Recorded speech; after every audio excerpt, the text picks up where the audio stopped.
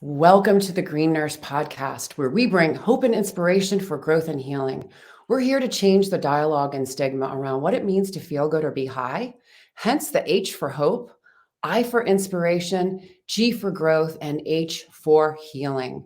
You deserve to feel good. We all deserve to feel good. And here is a little something, little video clip about what we do in the space as nurses. And then we're going to get started on this very exciting show. Change the paradigm of healthcare.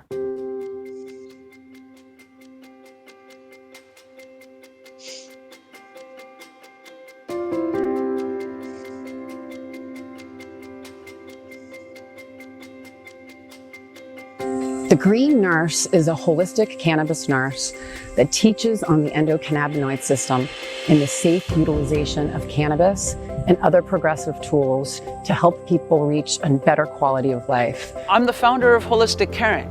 We're based here in California, and we do educational programs and case management for patients on how to use cannabis therapeutically as a medicine. We're also here to decrease stigma around what it means to feel good and be high, hence the H for hope, I for inspiration, G for growth, and H for healing. As the founder of Holistic Caring, I basically oversee the whole ship, and what we're doing is progressive education. Cannabis actually supports all 11 organ systems, our immune system, and all the neurotransmitter signaling systems that give messages to tell our body to either do something or not do something. Because the plant was prohibited, it prevented health professionals, doctors and nurses from learning about cannabis as medicine. I want to change the paradigm of healthcare, and us paving the way into a new vanguard of medicine. It's about education, it's about empowerment, it's about teaching people how to feel good, bridging the gap from what they're not getting from traditional medicine, utilizing different plant medicines, adaptogens, tips, tricks, hugs, and nugs of information to support and nourish the most important system in our body. And it's a lot of soul work, a lot of love, a lot of discipline, and meditation. I'm using my life work as a testimony to others to learn how they can be their own hero and then go help heal the world. And we are, as nurses, the game changers.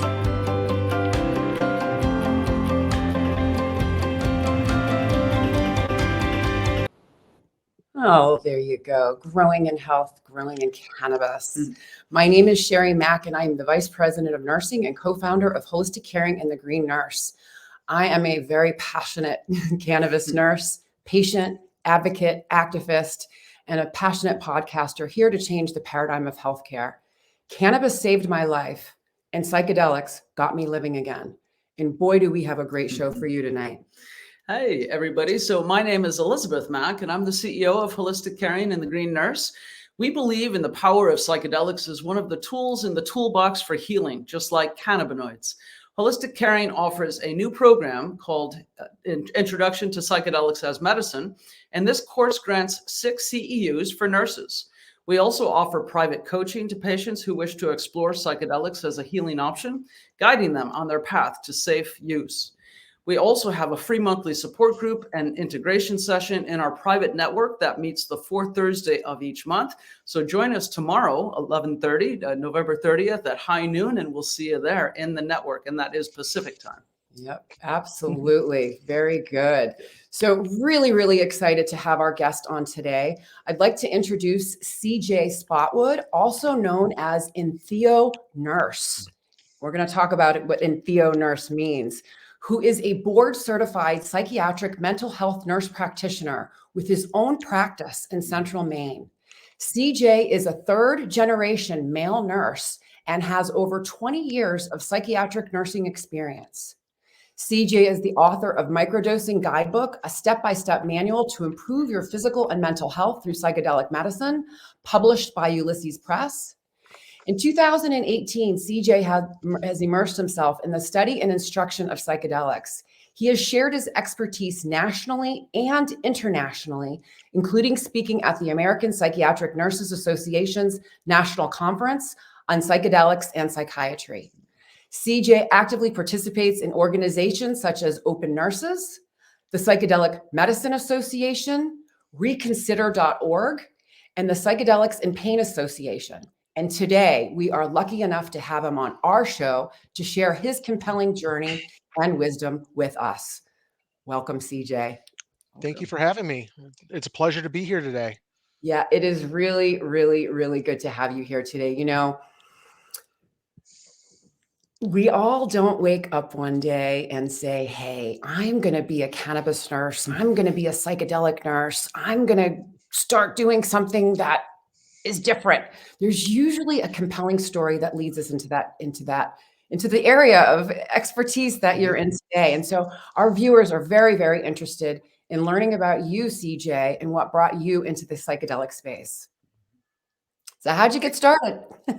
I kind of fell into this space and trying to navigate where am I going to go and what am I going to do with this, because it is such an interesting novel way going about it. I guess to kind of start, yeah, I've been a psychiatric nurse for over 20 years. I graduated my high school with my LPN. I went on for my RN, kept kind of going back, and I ended up here in Maine, and decided it was time to go back to school. I ended up going to the University of Maine at Augusta to get my bachelor's in nursing. I already had a bachelor's in psych and a couple other things, but I was like, I need to kind of do something with this. And when I got into that space, I didn't realize when I applied, but it was a quote unquote different program. It's one of the, I believe it's now 15 or 16 accredited holistic schools of medicine for nursing. So my mentor, my teacher throughout school, you probably know Dr. Carrie Clark. Yeah. She's former cannabis nurse, president of the American Cannabis Nurse Association. So kind of like really looked at like the different ways of healthcare differently and how to kind of provide that holistic whole care. It was different because the classes were like Reiki for nurses and yoga for nurses and all these really just absolutely amazing courses that never thought anything different about it. So then I finished with school and I went back to start working on my psychiatric nurse practitioner, because at that point I was like, I guess i I need to go in this direction. There's a draw here. And kind of the interesting thing is I had applied, I wanted to take the holistic, the cannabis nurse accredited course. My hospital wouldn't pay for it. They said that the program was too political. So I was like, okay, that's fine, whatever. I mean, we have 70% of patients who are using cannabis, but why do we need that? Whatever. Um, so I started at the University of Southern Maine for my psych nurse practitioner.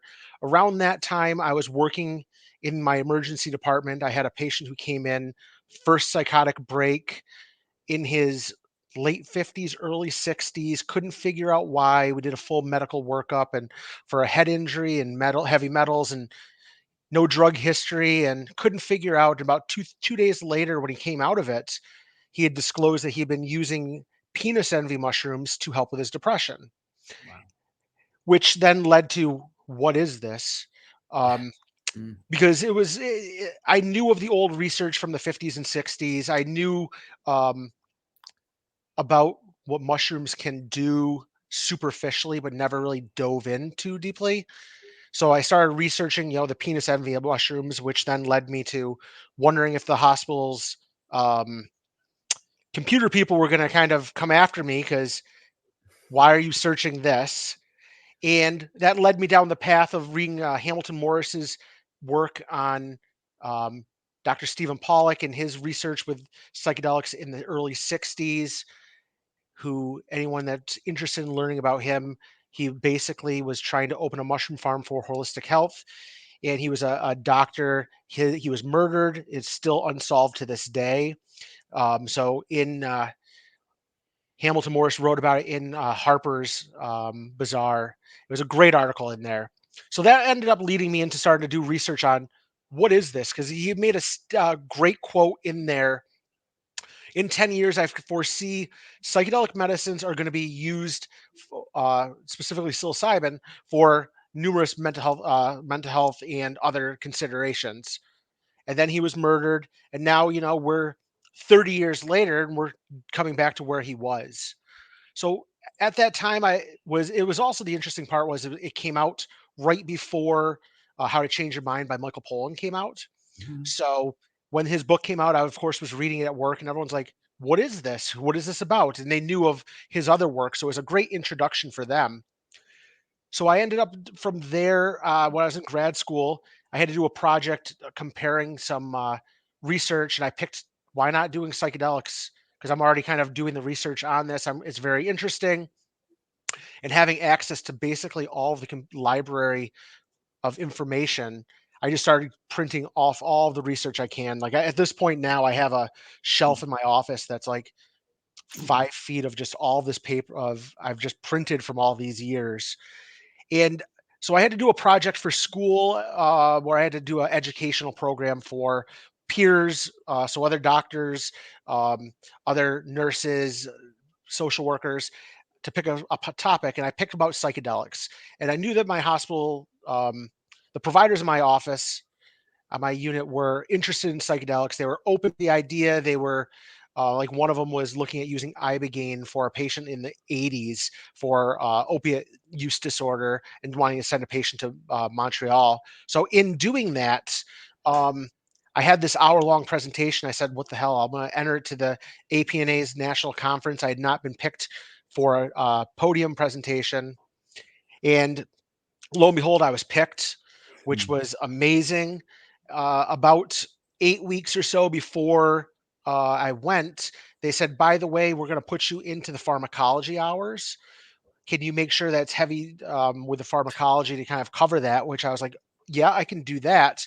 But I didn't realize at the time, at these conferences, when they're the pharmacology hours, they're the most heavily attended.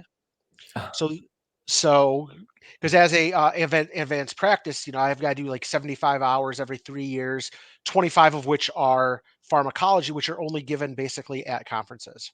So I go do this talk, and I'm standing up there, and I realize it's 400 or 500 people, standing room only, people sitting on the seats, and I'm sitting on the ground. I'm going, so this is what imposter syndrome feels like, because I'm literally in school. I'm not a provider. I'm not, I've got 20 years of experience, but not at this level.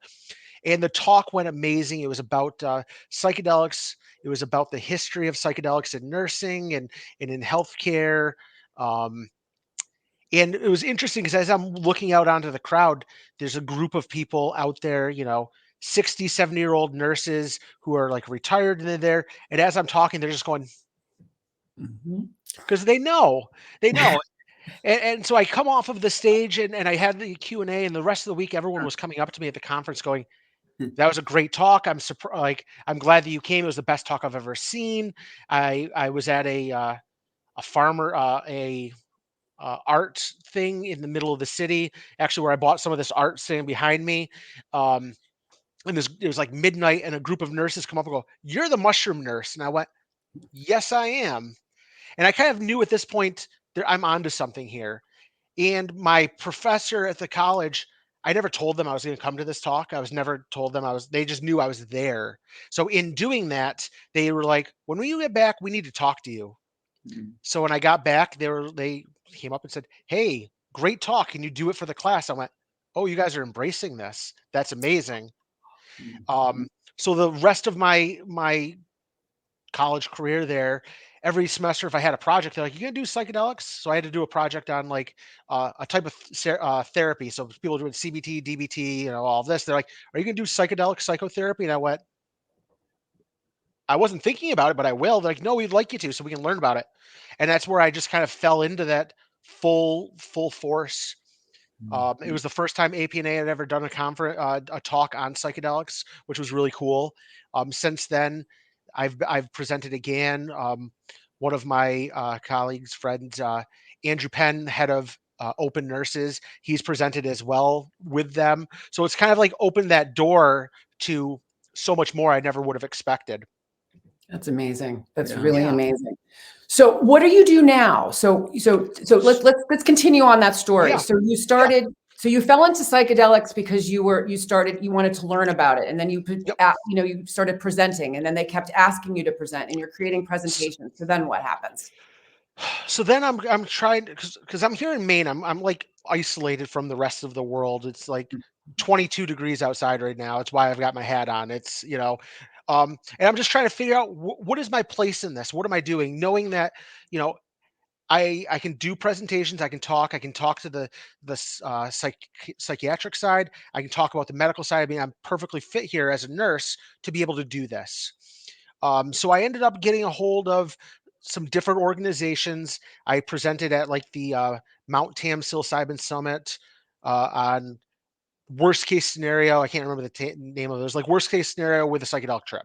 Um, I ended up reaching out and did some work with Psychedelics Today for their navigating psychedelics. I took their course.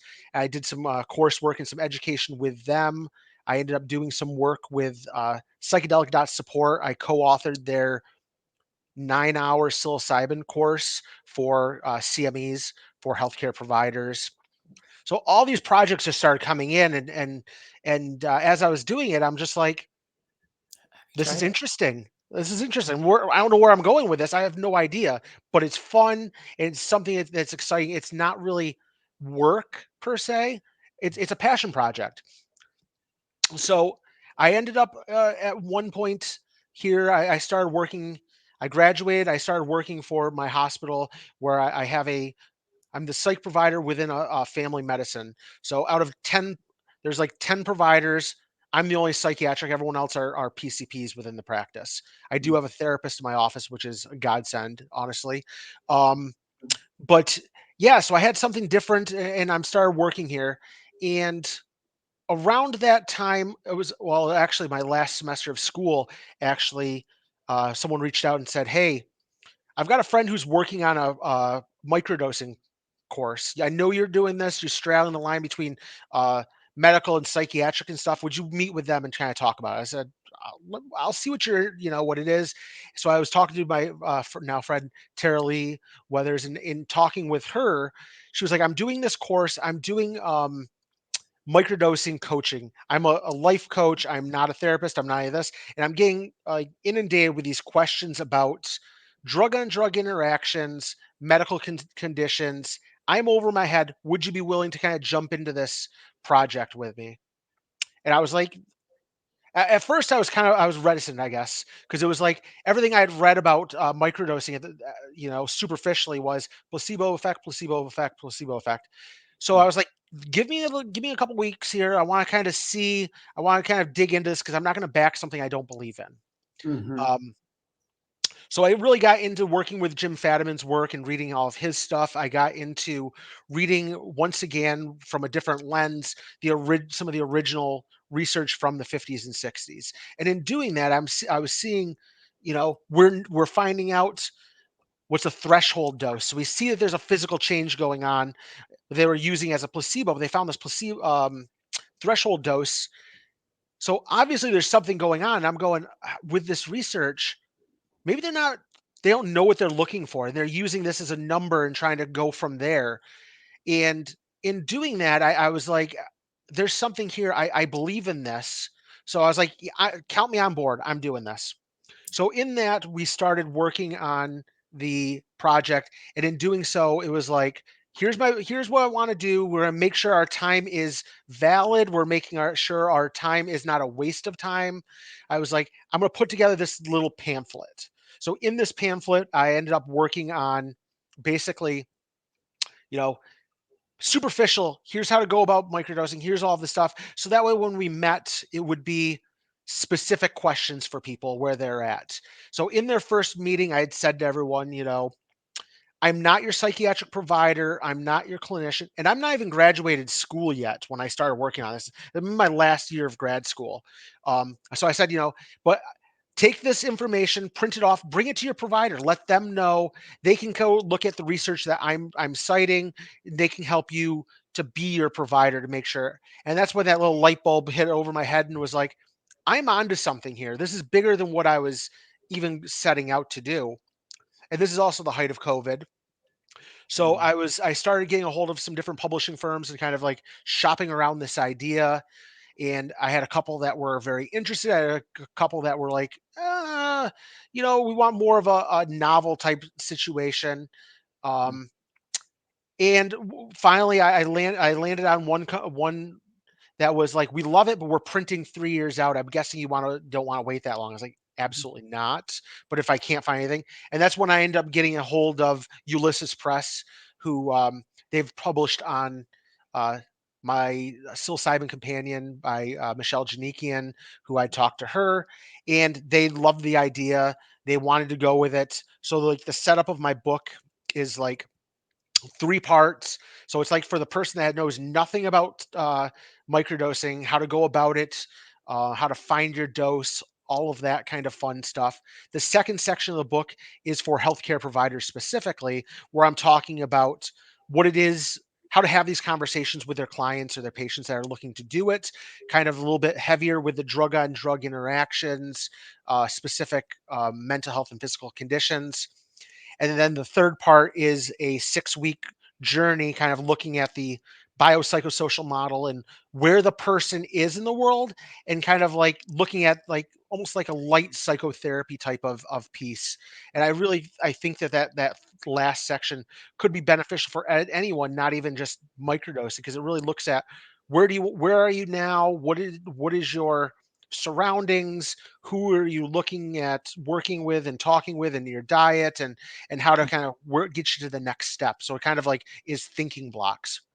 With my publisher, when I shopped the book with them, they loved the idea. They said, we want to cut down it's long. So I wrote it basically as a dissertation. So I APA cited everything throughout the book.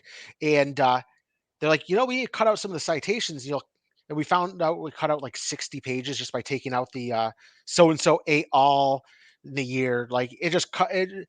And then they were talking about cutting out that second section for providers. And I was like, this stays or I can't do the book. This is Mhm. what sets this apart from everyone else. Because this is the book I would want if my patient was doing this to come to it. So they're like, if you can make it fit, let's go with it. And in doing that, I cited things more heavily in that second section. It was the interesting part was where I cited everything. They were like, "You're the healthcare professional. They're coming to you. You don't need to prove what you're doing." And I was like, "Wow, this is not what I was expecting." This is the academic world was not what I was expecting. So Yeah. yeah, so I got the book out. I ended up the way that the world works. My first patient I ever saw as a new provider, like my no preceptor, patient number one, psych eval, go in to meet with them, 60-some-year-old woman. And I was like, start, what brings you in, this and that? And she goes, can I ask you a question before we get going too far? I was like, yeah, what is it? She goes, do you know anything about microdosing? And I was like, I do actually. What do you know? So she started talking about what she knew and things like that. And I was like, she goes, so what do you know? I was like, I actually wrote a book on it. She goes, you've got to be effing kidding me. I said, no. She goes, prove it. Get your phone out and go on Amazon, and you can search my name. And she was like, wow, this is like unbelievable. What is the chances of coming and having this? And I'm thinking in the back of my mind, what's the chance of my first patient ever having this as like coming in and asking me? So of That's course the book wasn't printed yet. It was still, we were in the editing process. So I wrote that little story into the book and stuff. And we haven't discussed it. So I don't know if she knows it was her or not, but it was kind of a Mhm. neat little like, oh my God, I'm just in the right journey. Cause a lot of times in my work that I've had, when I went to this national conference, when I went and started doing some of this stuff, I'm going, am I committing career suicide? Like here I am going in front of you know, I thought maybe 100, 200 nurses, not 600, and kind of talking about the pro use of these drugs. And they were like, yeah, this is it. And I'm going, I guess this is once again another spot where I'm right in the world. This is where I need to be. This is how it's supposed to go. It was awesome. And the ironic part of it, my hospital actually that did not want me to that didn't want to pay for my cannabis nurse certification, They paid for my trip and no problem. They're like, yeah, we'll have you go down. We'll have you go to the talk. We'll use your continuing ed education. I'm going. So I can't talk about cannabis, but I can talk about LSD, psilocybin. Da, da, da, da, da. Amazing. Okay, I I'll just That's follow your lead on that. So that's it, Just amazing. tells you where the yeah, stigma is. Yeah, it tells you Yeah. where it the really stigma still does. lies, for Oh, sure. absolutely. Yeah. Yeah. So But for our new viewers, because there's a lot of people that are tuning in for the first time, we're talking about psychedelics. And we were talking about microdosing, and CJ has written a book on microdosing. And so for the new viewers, the people that are out there that are new, that are hearing all these buzzwords, what is microdosing? So technically, microdosing would be the taking 1/20th to 1/10 of a full dose of psychedelics for personal improvement. Um, so when we look at that, what is personal improvement? It might be to help with a physical or mental health condition. It might be to have personal growth. Or the last reason is basically like to come off of other drugs or medications. So really, any use that it falls into one of those three categories. Um, my book is catered specifically. It's talking about the serotonergic classic psychedelics, the ones that affect the serotonin 2A receptor. So specifically, it's written toward LSD and psilocybin. Some of the some of the work with my book is there's just a dearth of information. So because they're so similar in structure in many ways, it's sometimes had to extrapolate some ideas from one or the other because there isn't a lot of research that was done, drug on drug interactions, things like that in laboratory, especially when it comes to microdosing. We're looking at there's no money in it. It's gotten better since my book came out. There's a couple of researchers that are working like Connor Murray, but I believe I can't remember where he's at right now, looking at like EEG waves and microdosing, things like that. But really, there's not a lot of research that's done on it. So I really look at those. I do know some people who have had some experience microdosing ibogaine. Um, I've heard of some people doing it with ayahuasca. I'm not really talking about those because those change the drug on drug interactions, things like that. I've actually had a conversation with uh, some high level person, corporate, for one of these major organizations about the potential use of MDMA microdosing and think that might be an interesting topic. But my book is basically focused on those. So if someone was looking at amounts for microdosing, so 1/20th of to 1/10 of a full dose of uh, psilocybin is about 3.5 grams. So that we're looking at is like zero point 0.1 to zero point 0.4 grams of dried mushrooms. Um, when we look at LSD, kind of the idea is 1/20th to 1/10 of a square for of LSD, which would be about 10 mics or so. But if we was kind of actually interested in doing that. I reached out to James Fadiman, the author of the Psychedelic Explorer's Guide. There he is. you got to Yep. have this book. So when we were talking about microdosing, he ended up putting it in his book and talked about it. It's a brief chapter. I think it's like 6 pages long, briefly mentioning it, and then he had so many people reaching out and started doing research on it and everything. Just fascinating work. But before I ended up like publishing my book, before I even like saw to publish, I reached out to him and I'm like, just seeing if I was like, I don't want to step on any toes if you have anything coming with this, if you're not. And he's like, no, you have my blessing. I don't have a problem with it. I was like, can you take a look and see if there's anything in here that you might, add or like worry about? And he emailed me back a couple days later. He goes, I haven't read your whole book. I read quite a bit. I love it. It was fascinating. He goes, I've got one concern for you. And I was like, okay. He goes, when you said 1/10 to, when you said 10 to 20 mics of LSD, I know there's a lot of people out there that might kind of go with that. From my opinion and my research, which is based on tens of thousands of reports, I usually tell people between 7 and 13, Mike. So I was like, okay, well, thank you. I mean, if that's the case, and I was like, can I quote you? He goes, oh, absolutely, please do. So, Oh, that's great. you know, he's like, I loved your book, and it was I hope it comes out well because it was very early publishing, and I've had some great conversations with Jim, and he's just a gracious, wonderful human being. Very thankful for his work. Yeah, Mm. perfect. I have a burning question. So you're working as a provider off the hospital. So you're getting Yeah. patients and you have a practice and that sort of thing. So are you seeing patients using psychedelics and are you documenting those and working with them side by side in the treatment plan with the other psychotropics? And then of course let's talk about some of those interactions that we might want to Yeah. uncover as well. Wonderful, wonderful question. I get asked this question all the time. And what I really like about it is it's always my answer's always changing, partially because of my own comfort level and also partially because of the acceptance of talking about these substances. So um part of so in doing this, I've also returned back to school after I finished graduating. I went to the CIS, the California Integral Institute, uh, for their certificate in psychedelic therapies and research. And in doing that, it's a year-long certificate program.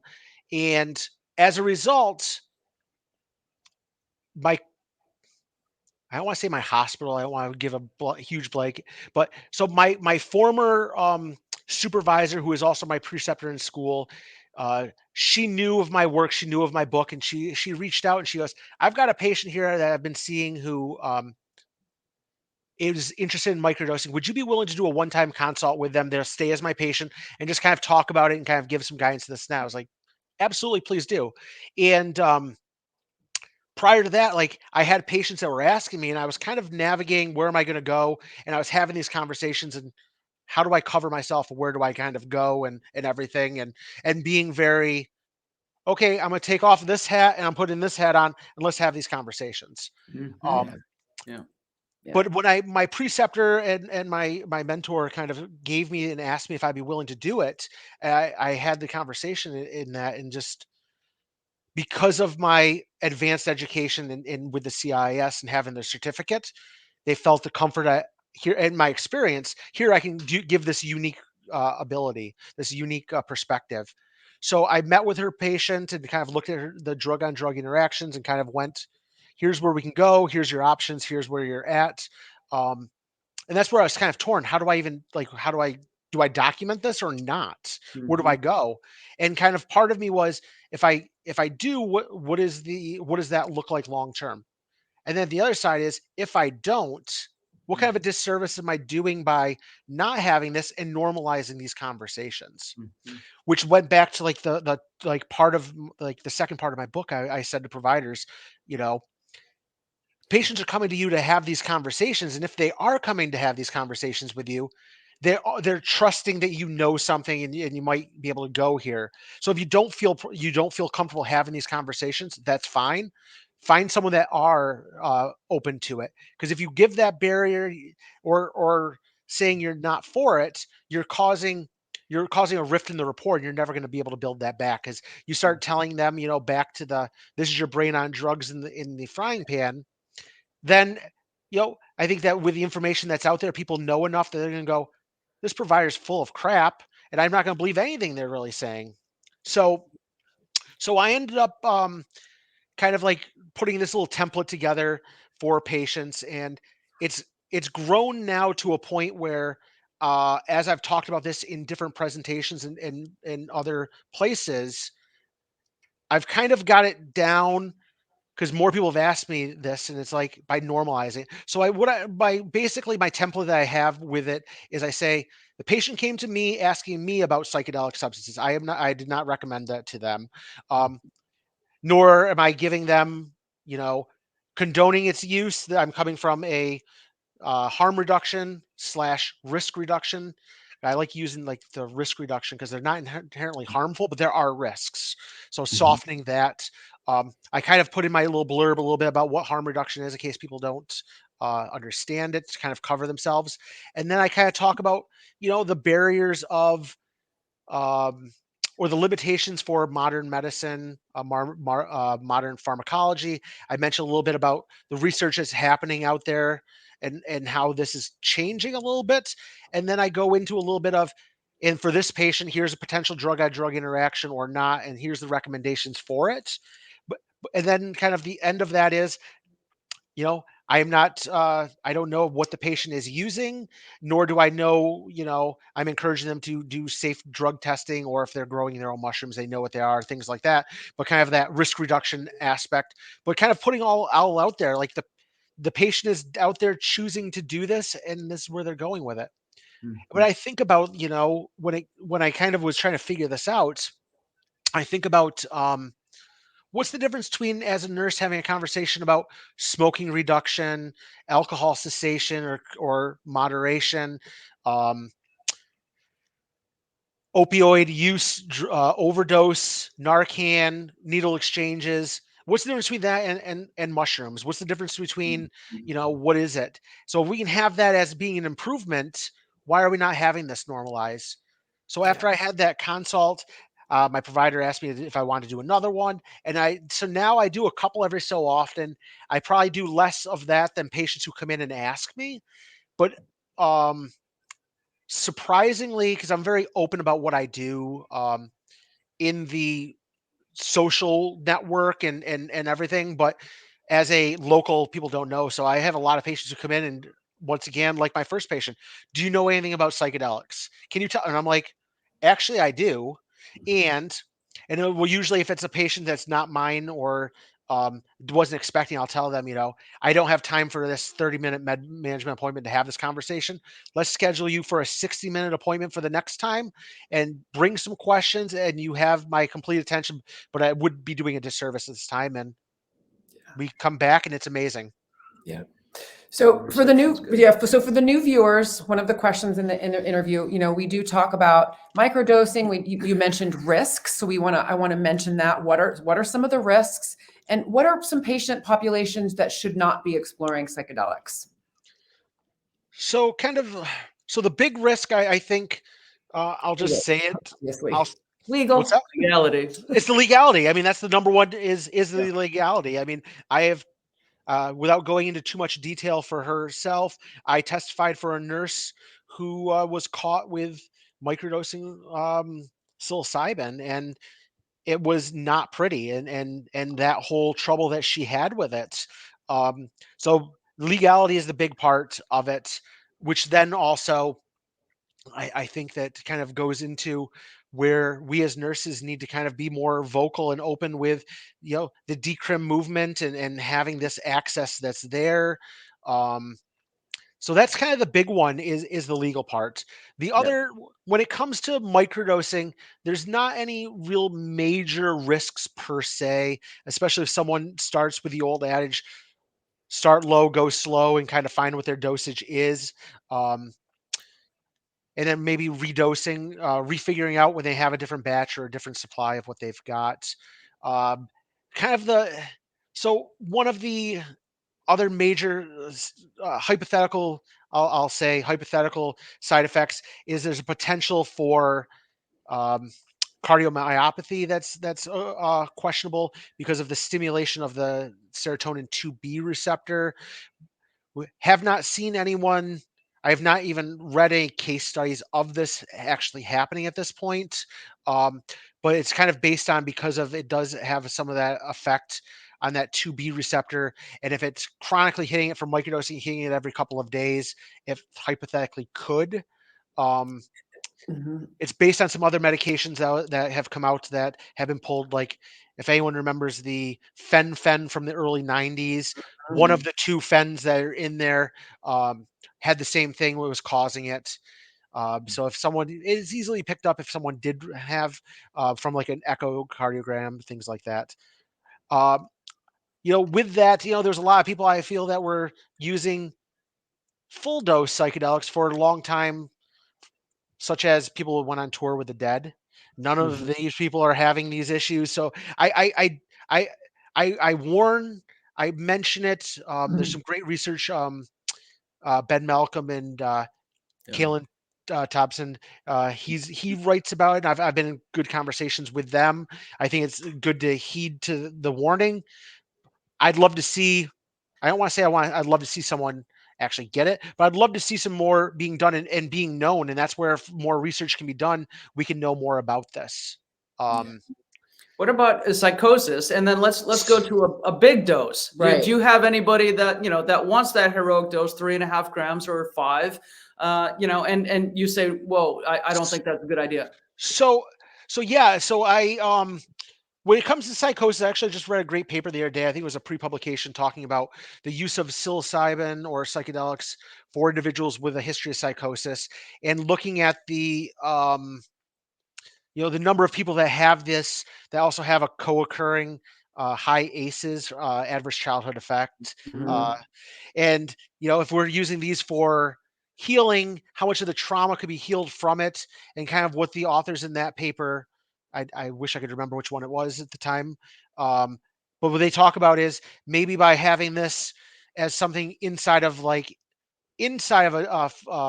inpatient facility, or more than just an outpatient monitoring, would that be a sufficient? And I think that might be a good idea. I think that'd be good for that. We've seen where people that have a history of psychosis, schizophrenia, bipolar 1 have had extended psychedelic journeys, more difficult, things like that. But as we're starting to see more research being done, the researchers are pushing the guidelines out a little bit and kind of starting to get some people with bipolar, things like that. And for me, I really feel with someone with bipolar, either especially with like microdosing, it might be one of the most beneficial properties. It might be the most dangerous, or with having a potential adverse effect. And also realizing that research is done, with often healthy normals, because we don't want to have these effects. So really, it's for lack of a better term, sanitized who they're choosing to be in the research.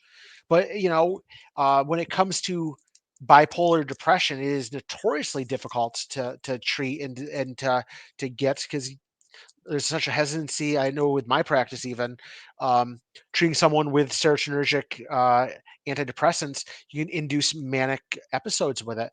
So, kind of my recommendation for people is, if they're choosing to do it, and I'm not recommending it, but people do everything on their own as it is, you know, have a reliable friend with you when you're microdosing to kind of monitor your mood. So if you start seeing like mood elevations to being like hypomanic, manic, things like that, Yeah. they can kind of catch it a little bit and kind of go, hey, mood's going a little bit high, because we're not the best judge of character, especially if someone who's depressed, and all of a sudden they're no longer depressed.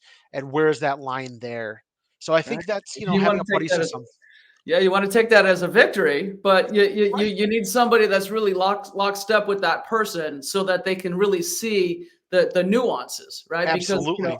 yeah, because mania is a hard thing, and you don't want to trigger that, because there's No. all kinds of risks for that. But Yeah. yeah, the depression, and just how psychedelics have the ability to wash the brain is a risk that a lot of people want to take.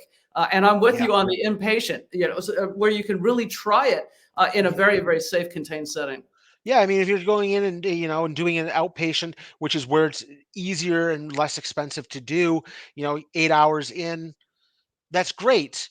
But if you can have it so someone can have this um, life-changing experience, really, even if the outcomes is a mood improvement for a year for someone from being depressed. I mean, that's give them a fresh breath of light and life in them, and you know, new wind in their sails.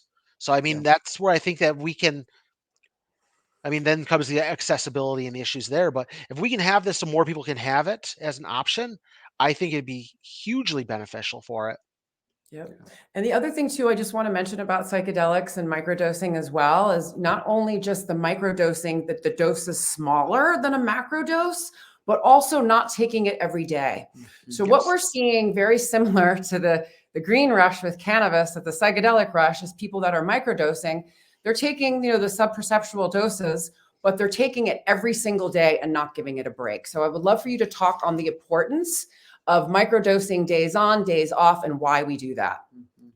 So there's basically two schools of thought when it comes to microdosing. Um, like I said before, in talking with James Fadiman, he has what's called the Fadiman protocol, where Mhm. it's day one you take, the day two you don't take. It might not be as great of a day, but it still has a little bit of a honeymoon period. Day three you don't take. It might be the worst out of the days because it's wearing off, and then you redose on the fourth day. And then by doing that, it gives the body, you don't build a tolerance, but at the same time, I feel you can build a relationship with the medicine and kind of go, was this enough? Was it not? Do I need to go a little higher? Do I need to go a little lower? Am I feeling more jittery? Because when we look at um, microdosing, a lot of the side effects that people might have, such as nausea, sleeplessness, anxiety, things like that, it's very dose dependent. Mhm. So, if by someone gets up to a higher dose and it's causing more anxiety or more problems, next time go back down and see where you're at there, and kind of building that relationship with the medicine, which is completely different than like standard pharmacological methods of doing it. And Jim had said, it wasn't when he kind of came up with it, it wasn't because of like it just made it wasn't because this is what I want to do or whatever. It was more of a it helps make a better research. You can kind of like know what days are good, bad, nothing, Mhm. and kind of come up with it. Well, and it's But I also teaching people to respect the medicine, but also to respect their bodies, right? What are we absolutely. doing? We're teaching people agency. We're teaching people that they have a very smart body that wants to heal, but you have to listen to it and pay attention to Well, it. yeah, and you have to tune in, and Yeah. so the people not taking a break, they just want that drug, so they don't have to feel, and they think it's going to repair them magically, right? And But as we know, the healing is in the feeling. You got to feel all That's the it. feels. You do good, bad, otherwise. You have to feel it, and I think that with you know, kind of the ideas I talk about the book is doing like a 6 week journey of microdosing to figure out and build that relationship. Take a month off, 2 months off, and then go back to it, whatever. But in that time, a lot of people I see both in my practice that have come in, or people I've talked to outside from my book and stuff, what they do is they build a relationship with it to the point where they might do it once a week, once every 2 weeks, whenever they feel they need it, or having a way can kind of improve Intuitive. their mood, or go out for a hike and be reconnected, closer connection with nature, which is actually where when we start looking at having that, being around that and the surrounding and being connected to it can be so healing, and that force bathing of it. So yeah. yeah, I mean, Hoffman, um who first developed LSD, he in one of his interviews he talked about, LSD should only be enjoyed in nature, and that's where the best to be, and just that connection with their mind, body, spirit out with the world. Yeah, Yeah. and Stamets too, right? Yeah. Like with Stamina the and mushrooms yep, and yeah, yeah. So the whole exactly. thing.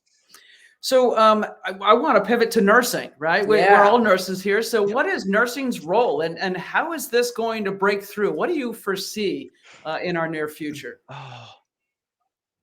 Well, I have to say, being a nurse, obviously, I'm biased to this. Mm, Um, part of my talks I've been doing is I have done quite a bit of research on nursing in psychedelia. There's a great paper by Laura Berg. It was in the MAPS Bulletin, 1994. She did a two-part interview where so Laura Berg was a nurse who worked with Rick Strassman for the first DMT study, mm, first study with psychedelics in 1990 since the 70s. And she was referred to herself as being a quote flight nurse, where she helped the person go on their trip and stayed with them on their journey, making sure that they were safe. Um, Big she brother. talks about in her paper, she talked about some different research that was done with nursing within psychedelia. Um, Great K paper, awesome. And then of course there's K Parlay. Kay, Yes. who is she is 99 or 100 now. She's still alive. Actually, yeah. I was talking with Andrew Penn the other week, and they're actually planning on going out to Saskatchewan to meet with her before here this spring. So Share with our viewers who Kay Parlay is. so Carly, so Kay is a nurse. She was at the hospital they referred to as the Mental, and it was the hospital that they did LSD studies for alcohol use. In during that time, what was interesting about Kay is she was her grandfather and her father were both had bipolar. She ended up going out to Toronto to become a radio anchor, I believe is what it was. And she had her first psychotic break, and she ended up in the hospital where both her father and grandfather were. When she got doing better, she actually got released. She went back and became a nurse and worked at the same hospital that she was once at. And she was working with individuals for their LSD studies. Her book I've got here, it's a fantastic read. For there's only like one chapter in there about the psychedelics work, but during that time she talks about having a love interest with oh, who is it? Oh, I can't think of his name now, and it's embarrassing. Um, But during that time, she had also started talking about what it's like being a patient on the wards and kind of the life of being a psychiatric nurse. It was just, it's a lovely, lovely book. It's just fascinating. And if you, there's a video, it's on YouTube with her, with her interview, and she's just, old grandma talking with these old stories. And she's just so excited. Just beautiful lady. So yeah, I, love that. I didn't know about that book. I'm going to get that book. I spent my first 8 years in Locke psychiatric mental health, so Yep. I know those units and I know the Right. desperation. With the alcohol, they gave them a 3-day detox or so before the psychedelics. They were washed out of the They were alcohol, correct? they were washed out of the alcohol, and Hmm. then they were looking at in doing that to basically, induce this change with a psychedelic experience, and kind of going in that process, having a transformative experience. Yeah. So it was Yeah. really, and a couple of things that she said in here was, we can, when a nurse that, because the other part that's interesting is in the early studies, the people that were the nurses that were working with it would have their own psychedelic experience. Mhm. So with LSD and sometimes with the patients and doing it all together. Um, and her quote was, "You can tell when a nurse has had their LSD experience because they just work a little bit better. They just have a better rapport with their patients." And it's just like, so it's just like these little Mhm. glimmers of hope where you're reading it and going, "Oh my God, this is amazing." So Yeah. yeah, it's really a fun book. It's lovely. Um, Mhm. so yeah, so there's a lot of research. I've actually got a manuscript I'm working on getting out at some point, talking about the history of psychedelics and nursing and like, so what we're seeing now, I think, part of my CIS program was I've got the beginning MAPS training for MDMA once legal, and to get the next step, we have to have supervision hours and things like that. There's a bottleneck for providers, and when we start seeing these becoming legal and opened up out there, who's going to be able to do this work? You know, and I dare say nursing is, as I'm saying, here's my bias, best fit for it because we have the medical background, we have the experience. I don't think that there's that much of a difference, sitting with someone who's um, under the influence of psilocybin or MDMA than working with a acutely psychotic patient or a patient that might have delirium, things like that. You're working these altered mental states. We're just, the only difference is we're inducing it with the substance instead of it being produced. So Yeah. that We're great producing it with a substance to help them heal, to to actually help them heal. facilitate change and to heal, as opposed to Yep, just watching them flounder and suffer. absolutely. And as opposed to most nursing practice, we really kind of want nurses to have tested positive for this a few times, because you really do have to have that experience, that experiential knowledge to sit with somebody does help because it puts everything into context. Yeah. Yeah, so I've been active with open nurses, and we end up pulling because there's the protocols were coming out. The FDA is kind of looking at where are we going to go, what's it going to look like, and kind of like in that, one of the arguments kind of that we came up was they wanted to have people that had a bachelor's in nursing with at least 2 years of of inpatient mental health experience for the assistant. Not the lead person need to have an advanced practice degree. Um, so kind of the argument here is if you're going to put nursing needing to have a 2 years of mental health, that's going to take out some of the great people that are working here, like Annie Mithofer, who done the map. She literally wrote the MDMA protocols for it with her husband Mike, and in doing that, she wouldn't even be able to be doing this because she doesn't have the 2 years. Like, Mm, Right. yeah, and that's just one example of many. So, I think if you're working in palliative care, emergency departments, ICU, you're working with enough people with altered mental status that Yes. it's very similar. You're gonna figure it out. Is the path exactly the same? No, but you're gonna know it once you start walking it yeah. because it's not what it's which it's how you're doing. It's that art of nursing that comes out. Yeah. But we do still have to be protected. You had a question. How do nurses stay protected in exploring this field? Yes. So that was a question. So part of like I've had that trying to figure out with. I talked to some of the nurses out in Oregon as they've tried to kind of figure out because now it's legal. How do they go about this? And how do they have those protections? How are they protected with like malpractice insurance? How are they looking at that? And kind of like I do believe that it is important to have that experiential part in there. I mean, you know, if we think of a similar, I could go out hunting with a main guide that you hire them to go out. If they're going to go out and I'm going to go out with them for whatever, I want them to kind of have been out there in the woods before, not Yeah. just kind of reading it from a book. I mean, Hmm. it's night and Exactly. day. Yeah. Yeah, and I think that there's that appreciation to it when you know what these kind of spaces are at mentally. You can kind of know at least have an idea of where you're at.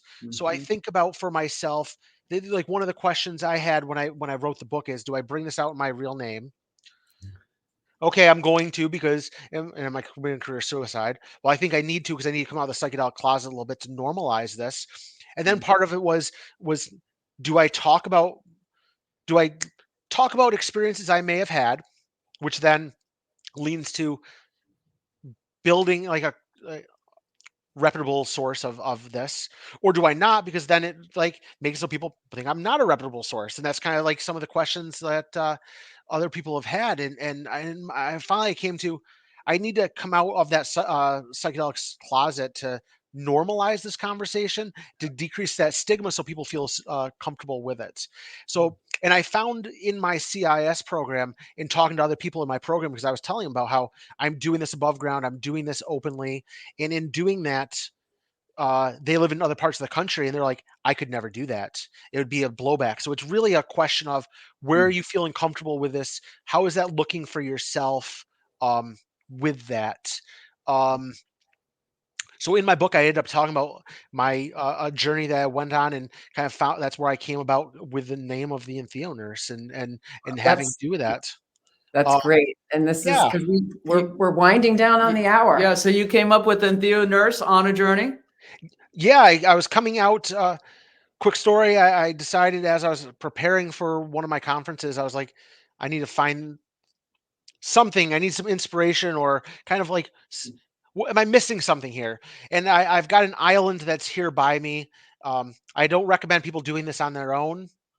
But once again, I so the island's about 5 miles long. I end up going and canoed out there. I ate some mushrooms that may not have been psilocybin. I don't know. But about 20 minutes later, I do believe I could confirm. I think that they were psilocybin.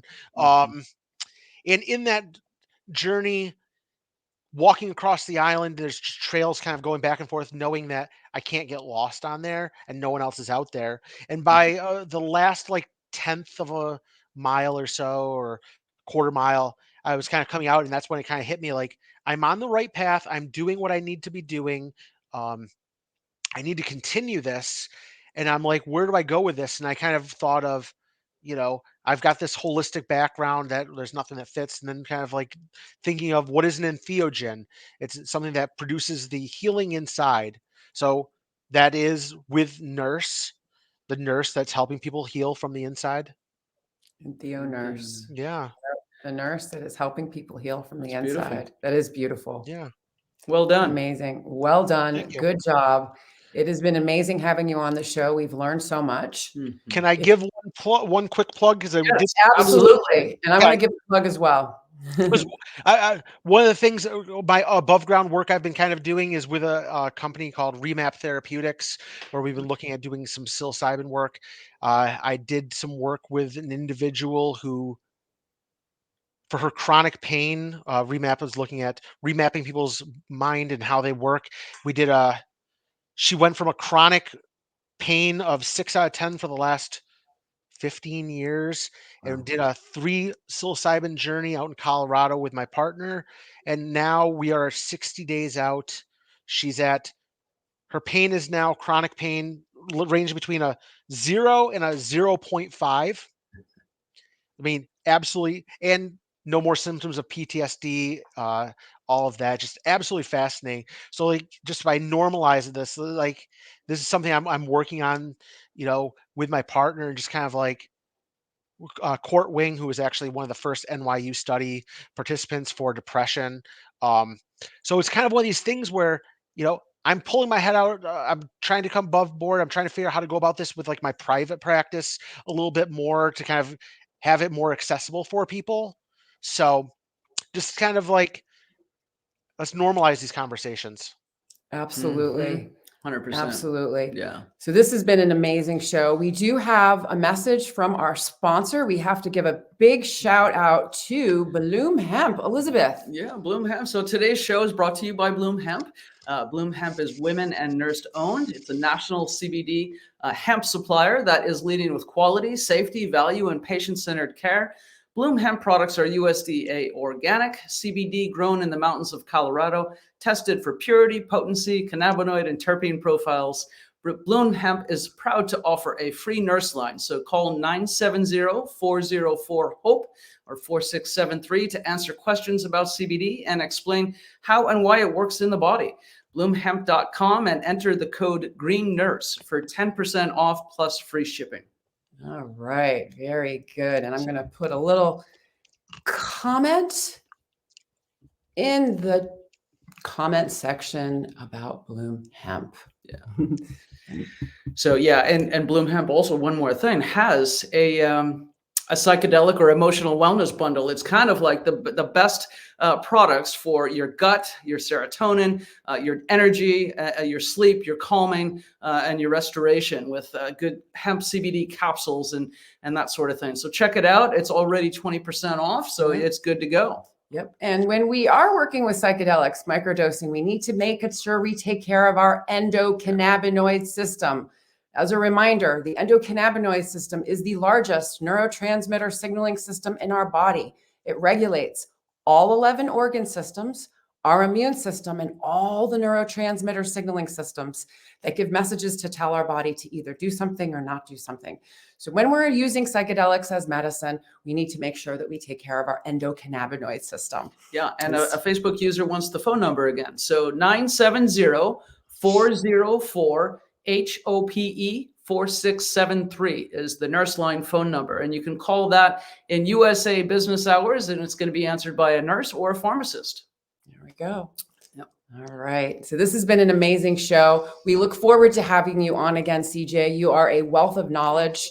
In another couple of years, I want to talk about real case studies that we're actually able to really deep dive in. That would be fascinating. I'm all for it. I've got some stuff already I'm working on for that as well. And the other place I want to recommend people, anyone's looking at learning more about psychedelics and nursing, check out Open Nurses. It's the organization of psychedelic and entheogenic nurses. On there's a good little network for people to kind of learn more, see other people that are involved, and kind of find your people. We're out there. We're just not all out there. Yes, absolutely. And thank you everyone for joining us. And remember what it's all about. It is truly about living your best life and helping others do the same. We're going to end with one of my other favorite videos.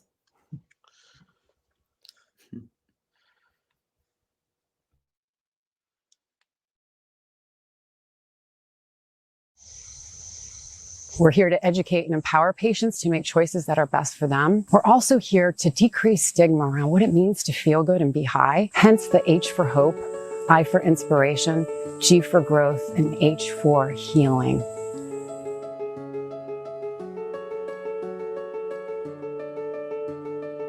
The Green Nurse is a holistic cannabis nurse that teaches on the endocannabinoid system and the safe utilization of cannabis and other progressive tools to help people reach a better quality of life. I was cannabis agnostic for many, many years. And you know, the more research I did, the more I discovered that cannabis is this amazing medicine. I was told that I had a 4-stage pancreatic cancer. The doctor really told me he couldn't do anything else. He gave me her name and she called me and she came to my house. She started to give me cannabis. My oncologist was puzzled because he couldn't find the cancer anymore. All of the learning that we get comes from the Green Nurses group, comes from their support, comes from their guidance.